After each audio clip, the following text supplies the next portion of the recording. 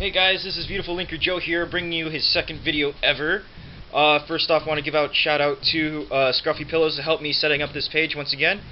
Shout out to his friends Climax Combo, and again, his name escapes me. But I'm here with my friends GGI Paladin and Metallica A16, and I'm gonna bring you my first Yu-Gi-Oh video, a deck profile of my Heretic decks. So I'm just gonna go right to it. I'm not gonna bullshit you or anything. Comment, like, subscribe. So I'm gonna start out with a basic staple: 3 Hieratics Dragon of Tefnuit. This is basically the Cyber Dragon of the deck. If your opponent controls a monster and you don't, special summon it. The only downside is it can't attack. And then all Hieratics Dragon cards share the same effect of, if it's tributed by any means, you can special summon 1 normal dragon from your hand, deck, or graveyard, which is one thing I like about these cards, and you can special summon it to the field with 0 attack and defense.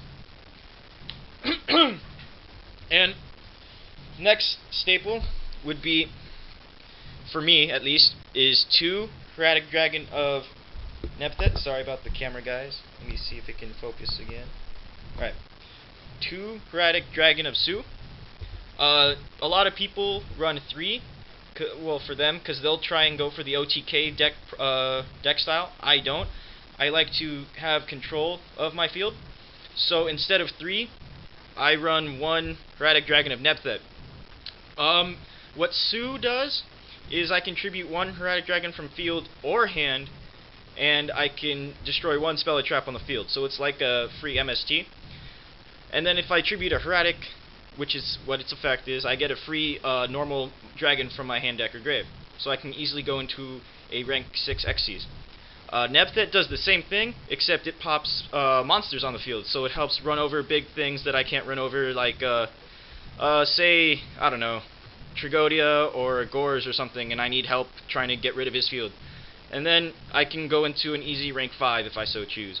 So you're going to find that I am not a typical Heretic player. My build is slightly different, so, and you'll find out with the other techs that I have. But a basic staple in the deck is 3 Hieratics Dragon of E-Set. Basically the easiest tribute fodder you'll have in this deck. Or you can normal summon it first turn, and its attack will become 1000. That's through its own effect. And then you can tribute it off to special summon Su, or special summon Nepthet, and go into easy rank 5, rank 6, first turn. Now into the generic staples. 2 Trigodia and 1 Gores. Basically hand traps. If I have no field at all, Heretics have a tendency of being very fragile. Once they blow up, there is no recovery. So as much hand traps as possible.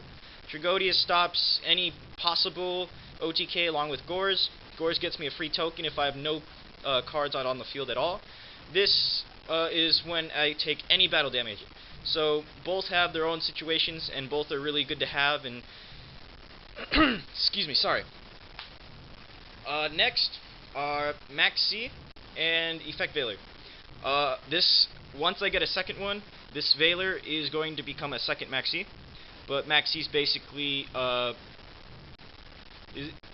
can discard it, and every time my opponent special summons a monster, I get to draw a card. Heretics have a tendency of low hand count. Once they blow up, they have no response back for next turn. So this is sort of my way of answering back to having big plays against me, like Dark Hole or whatnot. And then Veiler stops big monsters that may have an effect that hurt me later on, like JD. Next are my normal monsters. A lot of Hieratics Dragon players will play 2 to 3. But I stick to 3, and I'd like to keep it generic, or not generic, but sort of versatile. 1 Curse of Dragon, 1 Blue Eyes White Dragon, and 1 Watt-Tail Dragon. A lot of people will run 2 Watt-Tail, or 1 Watt-Tail and 1 Luster Dragon number 2, and then they'll run generic level 8 like their Overlord or Blue Eyes. Blue Eyes being a nice 3k beater if it's summoned by Red Eyes Darkness Metal Dragon.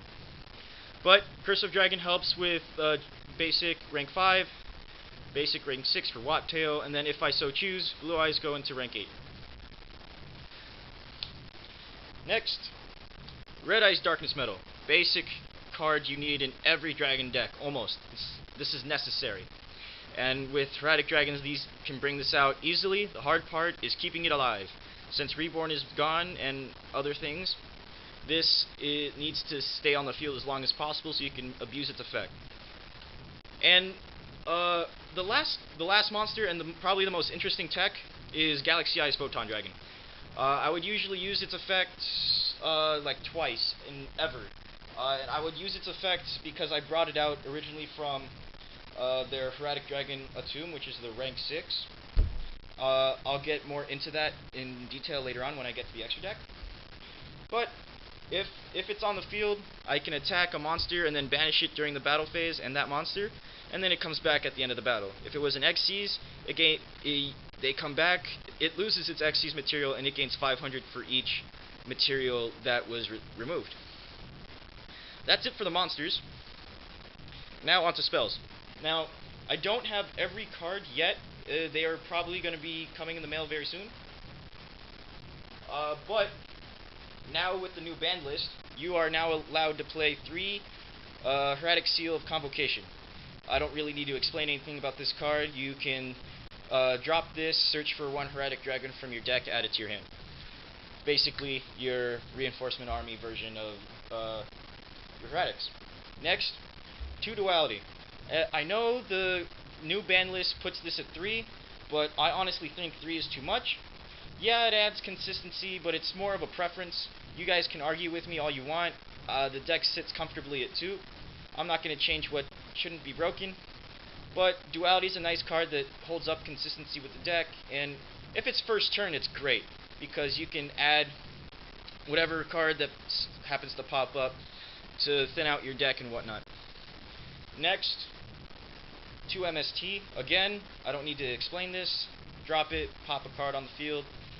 People run 3 in a typical Hieratic deck. I think that is too much. Again, personal preference. I think that just clogs and you leave no room for anything else. Next, Dark Hole. The one boss card that probably didn't get hit. Damn straight. Frickin' Monster Reborn and Heavy Gone. This is the only thing left. This is a staple now. Well, always has been, but now you need it more than ever. Next is what a lot of people run in Hieratics is 2 Upstart. Upstart's nice. You plus 1,000 to your opponent, but you get a free draw. Well, not really. It's 1-for-1, but it's still nice. Next is sort of my it's sort of reaction to Solemn Judgment being hit. 2 Forbidden Lance and 1 My Body as a Shield. Lance prevents one of my monsters, if I so choose, to be invincible to any other spells and traps for the cost of 800 attack. It's not a big deal, especially if they have Compulse or Bottomless. I'll just drop Lance and I can keep it on the field depending on what the situation is. Like, I need to Xyz into a Tomb and they're gonna get rid of my card that helps me Xyz into that. And then My Body is basically a mini Solemn Judgment. Pay 1,500, I can prevent a card, spell, trap, or monster effect that prevents my monster or monsters from being destroyed. The only thing it can't stop is special summons, which is, in all reality isn't all that bad. Next, I did say that I was not the typical Hieratic player. I run 2 advanced draws. Now, I run 5 targets, which would be 2 Tragodia, the Galaxy Eyes, Blue Eyes, and Red Eyes Darkness Metal. Basically, if they're on the field and they have 0-0 attack and defense, or if Tragodia is on my field and I have a really low hand count, then I can just activate this, tribute it, and get 2 more cards. This used to be great combo with Super Rejuvenation, but since that's gone, it's still a good card. It could be better if Super Rejuvenation wasn't hit, but it's a good payoff if you're just sitting on a monster and you need better cards to use from your hand. And last, which is probably one of the funniest and best techs I ever ran, Dragon's Mirror. Since Reborn is no longer gone, I can't Reborn anything left from my grave, so Dragon's Mirror is probably my best answer. Go into 5-headed, banish 5 of my Hieratics because I can't get them back, and then go into 5-headed. Last are traps. I only run 5. Staple, now that it's at 1 and it's the only thing left, Solemn Warning. I don't really need to explain anything. Pay 2,000, negate the summon of a monster on your opponent's side. Again, my deck, as you can plainly see, is sort of draw-based, so I run 2 Reckless Greed. One funny combo I've ever done with this is I chain both of these Reckless Greed, I draw 4, they attack, and I drop Tragodia or Gores on the field, and I still have huge hand advantage, and I can blow up their opponent on my opponent's field.